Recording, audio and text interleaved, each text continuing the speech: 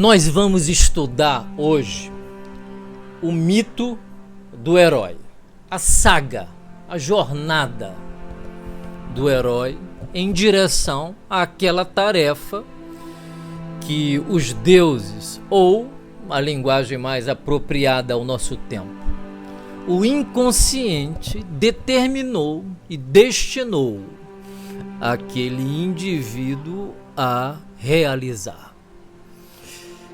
Não é uma escolha, é uma imposição do inconsciente. Não é dado o direito ao indivíduo de pensar e decidir se ele vai aceitar ou não a tarefa que foi ofertada para ele, quando na verdade não é uma oferta facultativa que pudesse fazer com que a pessoa dissesse: olha, eu não estou preparado nesse momento, então vamos deixar para depois, né? Pensemos, por exemplo, em Maria, quando o anjo Gabriel aparece a ela e diz que ela foi escolhida para ser o ventre da maternidade, da encarnação de Deus na vida humana.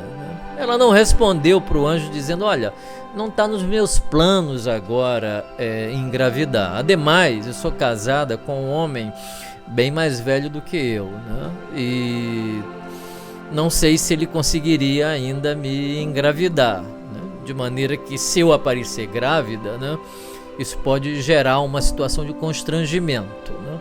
Então eu acho melhor não. Fala para Deus que escolher outra pessoa, né?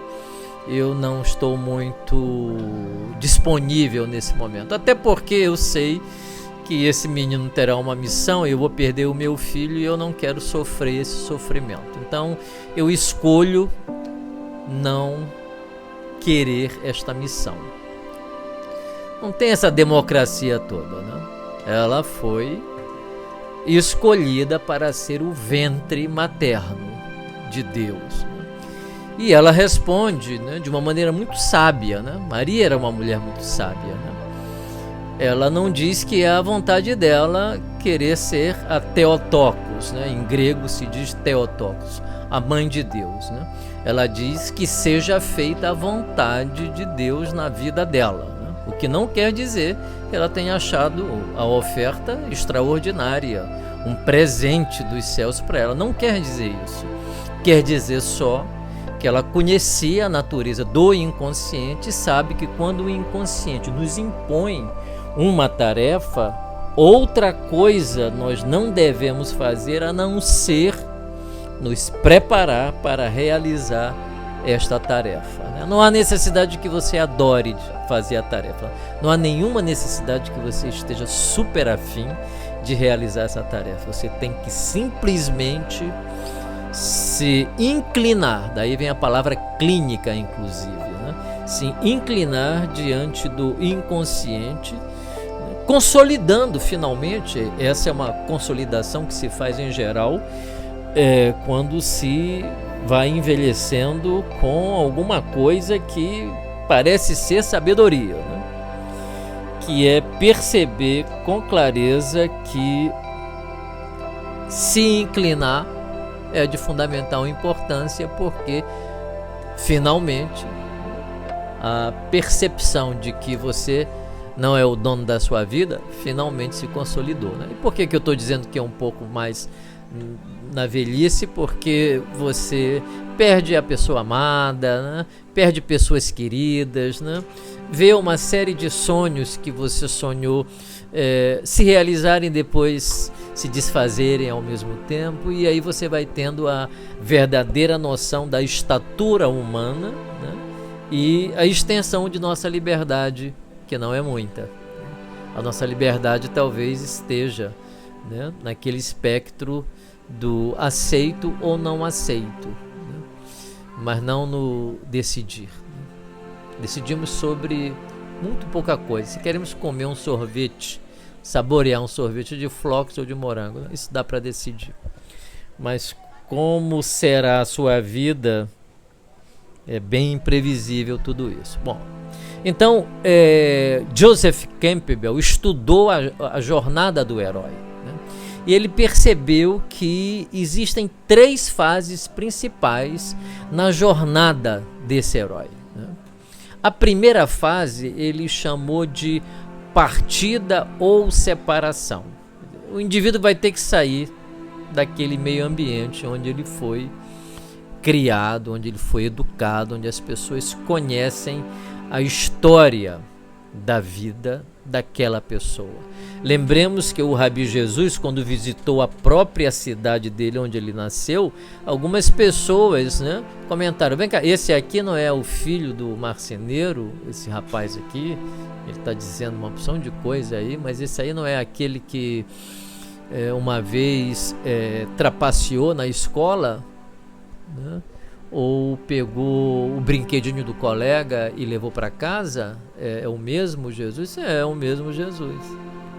E agora ele acha que ele é um profeta e até mesmo o filho de Deus e, para o nosso escândalo, Deus mesmo, né?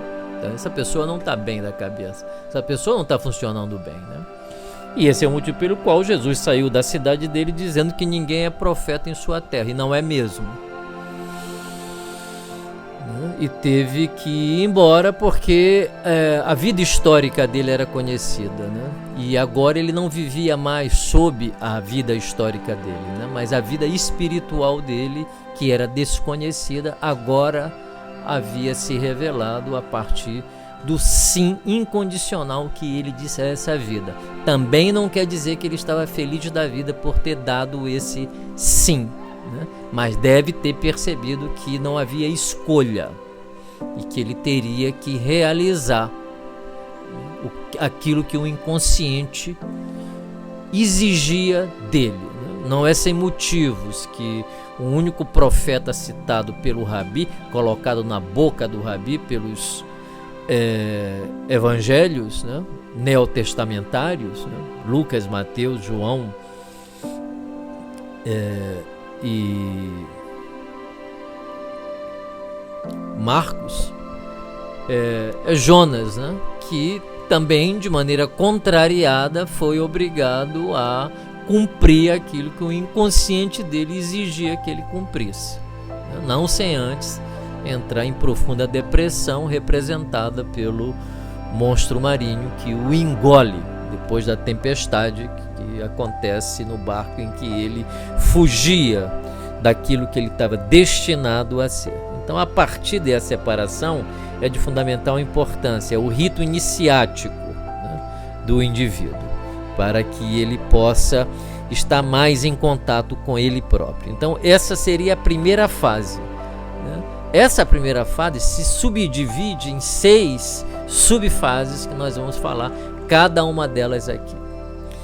Mas a segunda fase é a descida ou a iniciação, como Joseph Campbell fala, propriamente dita, né? Descida em grego se diz catábase, né? A catábase é a descida no mundo infernal, é quando o indivíduo rejeita, briga, entra em conflito, né, com o mundo interior dele. Há um tumulto, uma turbulência entre os elementos mentais do inconsciente que querem se encarnar na consciência e se tornar consciente na consciência do indivíduo, né? Isso é lindo, né? Querem se tornar conscientes na consciência, na nossa consciência. É disso que nós somos feitos, todos nós, de objetos mentais que querem alcançar a nossa consciência para participar da nossa vida consciente, né? E isso acontece sempre sob a forma de uma turbulência, de um conflito, né, que o ego é obrigado a suportar, a ter calma, né, e perceber de maneira sutil o que exatamente esses elementos mentais trazem, né, para o alargamento da consciência. Vale dizer que esses elementos mentais eventualmente podem não ser benfazejos, podem não ser anjos bons, né? Podem ser anjos maus, né? Podem ser uma opção de coisa horrorosa que Deus colocou dentro da gente de uma maneira incompreensível para a gente. Então é preciso ter calma, é preciso respirar fundo para que se possa compreender a vontade do inconsciente. Então a catábase é um momento de crise, né? É um momento de grande turbulência, né? O indivíduo acha que vai enlouquecer, acha que não vai conseguir sair daquele mundo fantasmagórico no qual ele foi afundado, né? E ele tem que suportar essa travessia, né? A terceira e última fase é atravessando todo esse martírio, atravessando todas essas tentações, né? Porque esse mundo da catábase, ele não é apenas povoado por demônios torturadores ou estruturas mentais torturadoras. Tem neles estruturas mentais também sedutoras, né? Envolventes, né? Não é nada incomum, principalmente nos registros medievais, que aqueles monges que se torturavam naquelas celas escuras dos mosteiros distantes, né, nas florestas, acabavam em algum momento abandonando toda aquela disciplina monástica e poderiam ser encontrados numa taberna, embriagados com 2, 3 mulheres em orgias, né, de dar inveja ao bom e interessante deus Dioniso, né? E no entanto era um homem que jejuava, que orava, que fazia vigília, que se confessava, que se comungava, mas não suportou o assédio do inconsciente que o envolveu de uma maneira quase destruidora, né? E eventualmente destruidora, né, para a própria vida dele. Eu estou me lembrando de Buda, que ao chegar próximo ao Nirvana, ao Satori, né, Maia enviou para tentá-lo as 3 filhas dela, que dançavam nuas na frente dele, né? E Buda olhou aquilo e ficou realmente mexido, a ponto de ter dito, segundo a tradição, que se existisse um outro instinto tão poderoso quanto um instinto sexual, ele não teria alcançado o Satori, ele não teria alcançado, né, o Nirvana, né? Não é que ele não quisesse transar, não é que não se tenha que transar, fazer voto de castidade para alcançar a Deus, não é nada disso, né? Você pode transar quantas vezes se quiser transar, né? Você pode ser livre em relação a isso, né? O recalque do desejo sexual não pode gerar outra coisa a não ser sofrimento. Freud nos mostrou isso, né? Também não se trata de uma libertinagem, de uma entrega pagã, dionisíaca, né, às orgias, né, e ao livre curso da sexualidade sem nenhum controle, né. Isso provavelmente pode gerar uma consciência profunda da existência humana, mas pode ter também, se não houver um ego capaz de suportar a experiência, né, pode gerar também um ataque psicótico, né, eventualmente, né? Então se trata de quê, né?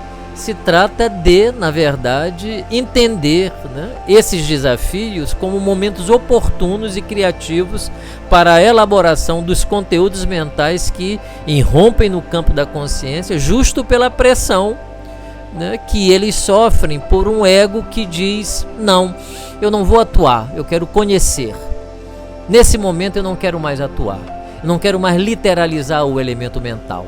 Eu quero conhecer o elemento mental. Eu quero que esse elemento mental, né, se personalize, ganhe forma bem aqui em frente, na minha frente. Que foi o que aconteceu então com Buda, né, quando os elementos mentais eróticos da mente dele ganharam personificação nas figuras, né, das 3 mulheres que eram filhas da ilusão Maia, né? E ele foi capaz de suportar e integrar essa energia, isto é, disponibilizar para a consciência e para o conhecimento. Mas ele faz essa advertência: se existisse outro instinto parecido com esse, ele malograria. Muito interessante de Buda isso.